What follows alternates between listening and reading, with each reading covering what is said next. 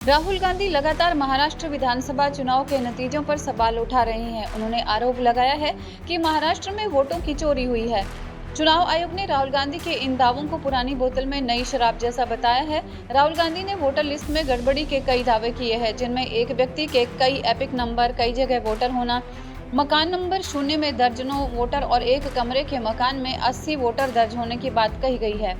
राहुल गांधी लगातार पिक्चर अभी बाकी है कहकर वोट चोरी के आरोप लगा रही हैं। उनका कहना है कि चुनाव आयोग को स्वतंत्र और निष्पक्ष चुनाव सुनिश्चित करने के लिए संविधान के अनुच्छेद 324 के तहत व्यापक अधिकार प्राप्त है, लेकिन विपक्ष के आरोपों के बावजूद आयोग की भूमिका पर सवाल उठ रहे हैं। राहुल गांधी ने बेंगलुरु सेंट्रल की महादेवपुरा सीट पर 1 लाख वोट चोरी होने का आरोप लगाया था। कानूनी रूप से मतदाता सूची प्रकाशित होने के 30 दिनों के भीतर दावों और आपत्तियों की जांच का नियम 20 लागू होता है और चुनाव याचिका 45 दिनों के भीतर दाखिल करनी होती है, लेकिन ये समय सीमाएं अब समाप्त हो चुकी है। हालांकि सुप्रीम कोर्ट ने MS गिल बनाम चीफ इलेक्शन कमिश्नर 1978 मामले में कहा था कि स्पष्ट वैधानिक प्रावधानों के अभाव में भी आयोग को पंगु नहीं होना चाहिए और गंभीर आरोपों की आंतरिक जांच करनी चाहिए। विपक्ष लगातार वोटर लिस्ट में गड़बड़ियों को उजागर कर रहा है, जिसमें बिहार की मिंता देवी का मामला प्रमुख है।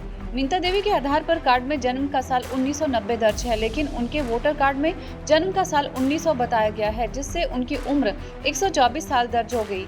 मिंता देवी ने बताया कि इसमें मेरा डेट ऑफ बर्थ लिखा है 15 साल 1900, तो इस हिसाब से तो आपकी उम्र हो गई 124 या 125 साल। कांग्रेस 17 अगस्त से 1 सितंबर तक बिहार में मतदाता अधिकार यात्रा भी निकालेगी।